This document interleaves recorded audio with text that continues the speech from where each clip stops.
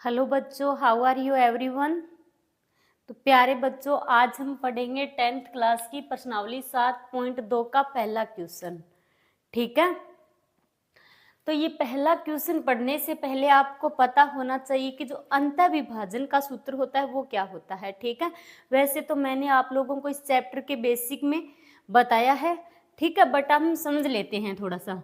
ठीक है, जैसे एक रेखाखंड है, ये कोई एक रेखाखंड है, ठीक है, इसको नाम दे दिया हमने ए और बी। ठीक, ए बिंदु के निर्देशांक है x1 y1 और बी बिंदु के निर्देशांक हमने मान लिया x2 और y2 है। ठीक है, अब ये जो ए बी रेखाखंड है इसको ये p बिंदु क्या करता है, विभाजित करता है इसको। ठीक है, किस अनुपात में विभाजित करेगा, m1 m2 के अनुपात में विभाजित करेगा। ठीक है, मतलब इसका ये जो इतना पार्ट है AP ये m1 होगा और ये क्या होगा, m2 होगा। आ रहा है समझ में। तो अब हमें क्या करने होंगे, P बिंदु के निर्देशांक है x और y। अब हमें यदि P बिंदु के निर्देशांक ज्ञात करने हो x और y, तो ठीक है, तो उसके लिए फॉर्मूला क्या होगा, यानी अंतः विभाजन सूत्र। अंतः विभाजन सूत्र क्या होता है, m1 x2 plus m2 x1 बटे m1 प्लस m2, एक तो ये होता है। ठीक है, दूसरा m1 y2 plus m2 y1 बटे m1 प्लस m2। ठीक है, ये फॉर्मूला किसके लिए होता है, P बिंदु के निर्देशांक यानी x और y ज्ञात करने के लिए होता है। ठीक है, अब इसका जो ये पहला फॉर्मूला होता है ये तो x के लिए होता है और ये होता है y के लिए। अब यदि आप इस फॉर्मूले को अलग अलग लिखना चाहो तो क्या होगा, x बराबर तो होगा m1 x2 plus m2 y1 बटे m1 प्लस m2। अब इस फॉर्मूले की सहायता से हम x के निर्देशांक निकाल सकते हैं। ठीक है, y का निर्देशांक निकालना हो तो उसके लिए फॉर्मूला क्या है, m1 y2 plus m2 y1 बटे m1 प्लस m2। क्लियर। अब ये होता है अंतः विभाजन सूत्र। ठीक है, अब ये क्वेश्चन करने से पहले आपको ये पता होना चाहिए। अब आप इस फॉर्मूले को एक साथ भी सोल्व कर सकते हो या फिर अलग अलग x और y के मान निकाल सकते हो। ठीक है, अब यदि हमें P बिंदु के निर्देशांक ज्ञात करने हो तो उसके लिए ये फॉर्मूला लगेगा। ठीक है, वो हमारा क्वेश्चन क्या है कि उस बिंदु के निर्देशांक ज्ञात कीजिए जो बिंदुओं -1 और 7 और 4 और -3 को मिलाने वाले रेखाखंड को 2:3 के अनुपात में विभाजित करता है। ठीक है, अब 2 और 3 क्या हो गया, अनुपात है, यानी m1 अनुपात m2 होता है। ठीक है, m1 अनुपात m2 में विभाजित करता है जो मध्य बिंदु होता है वो। ठीक है, तो अब ये दोनों चीज क्या हो गई, यहाँ पर m1 और m2 हो गए। ओके, तो चलिए करते हैं अब इस क्वेश्चन को।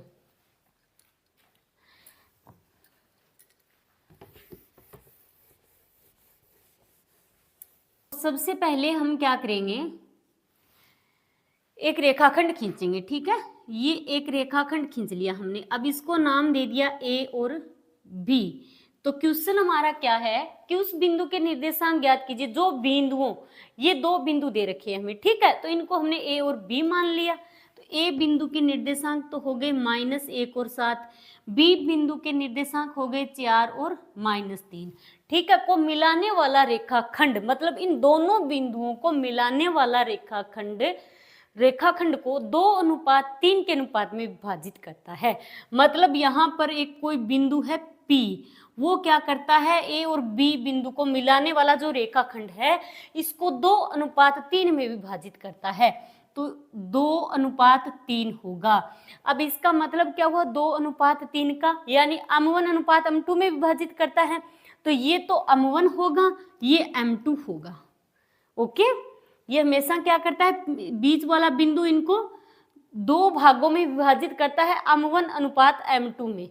ठीक है, तो ये तो होगा m1 और ये होगा m2। क्लियर।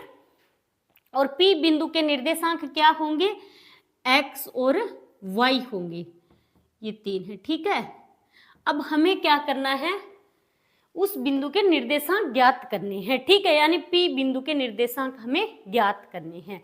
ओके, तो अब ये क्या होगा, A बिंदु के जो निर्देशांक है ये तो x1 होगा, ये y1 होगा, ये x2 होगा, ये y2 होगा।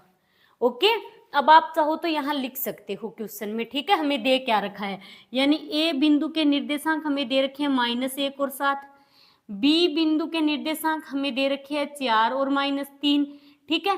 P बिंदु के निर्देशांक हमने x और y माने हैं जो कि हमें ज्ञात करने हैं, ठीक है। अनुपात हमें क्या दे रखा है, 2:3 दे रखा है, तो पहला क्या होगा, m1।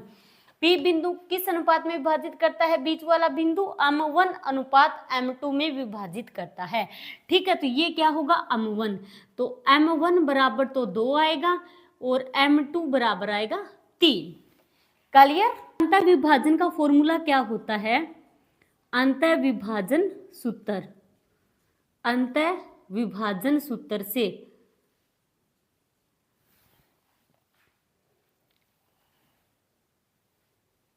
या फिर आप डिटेल से लिखना चाहो तो पहले लिख सकते हो कि माना ए बी एक रेखाखंड है,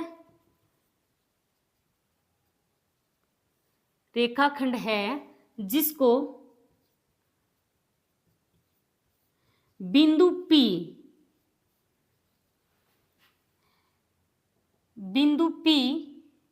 2:3 में विभाजित करता है, ठीक है।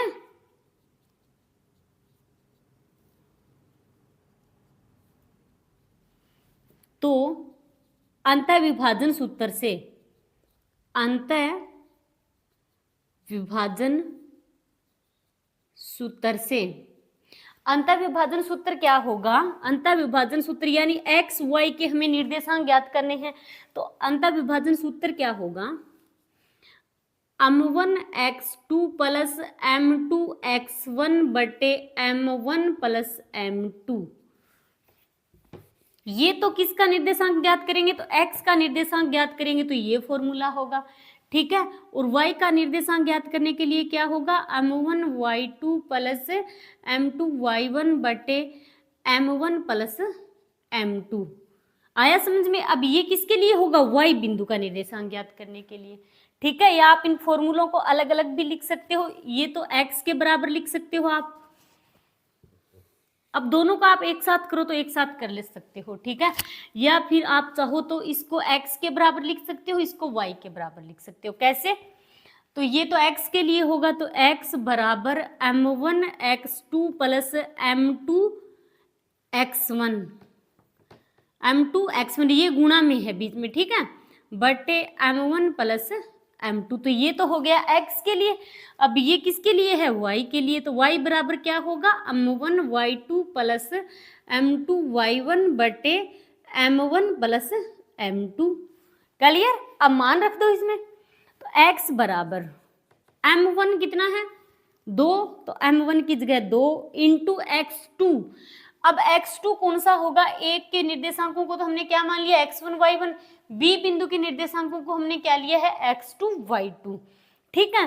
तो m1 x2, अब ये x2 होगा, ठीक है, -3, मतलब ये x2 ये y2, ये x1 ये y1, तो m1 x2 कितना है 4, तो x2 की जगह लिख दो 4 प्लस m2 कितना है 3, तो m2 की जगह 3 इंटू में x1, तो x1 की जगह कितना आएगा -1, माइनस का है तो ब्रैकेट में लिख दो, ठीक है, बटे m1 प्लस m1 कितना है 2 प्लस m2 कितना है 3। अब ये तो हो गया x का, पहले x को सोल्व कर लेते हैं, ठीक है। तो x बराबर 2, 4 को 2 से गुणा कराएंगे तो 8, ठीक है, फिर 3 को -1 से गुणा कराएंगे तो -3 आएगा, बटे में कितना है 3 और 2 5, तो x बराबर 8 में से 3 घटाएंगे कितना बचेगा 5, तो ये आ गया 5 बटे 5, 5 से 5 घटेगा तो कितना आएगा 1, यानी x बराबर आ गया 1, ठीक है। अब हम y वाले को हल करेंगे, y बराबर m1 y2, m1 कितना है 2, तो m1 की जगह 2 इंटू y2 कितना है -3 है तो ब्रैकेट में लिख दो -3 प्लस अब m2 कितना है 3 है, तो m2 की जगह 3 लिखो, इंटू में y1 कितना है 7 है, तो गुणा में 7, ब्रेकेट में m1 प्लस m1 कितना है 2 प्लस m2 कितना है 3, ठीक है।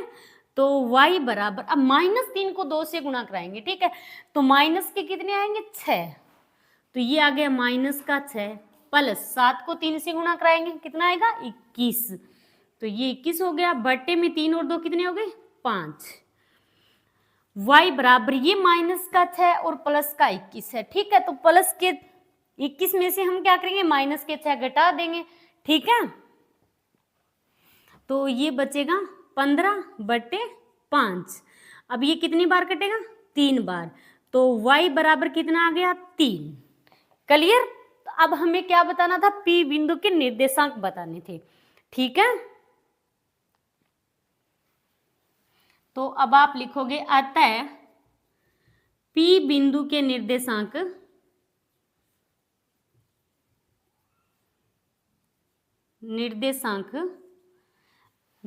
कैसे लिखेंगे, x का निर्देशांक पहले लिखेंगे, कितना है x का 1 और y का निर्देशांक कितना है 3, तो अतः P बिंदु के निर्देशांक 1 और 3 है, ठीक है, यानी P बिंदु के निर्देशांक क्या हो गए 1 और 3 हो गए, क्लियर। तो ये हो गया आपका 7.2 का पहला क्वेश्चन कंप्लीट, ओके।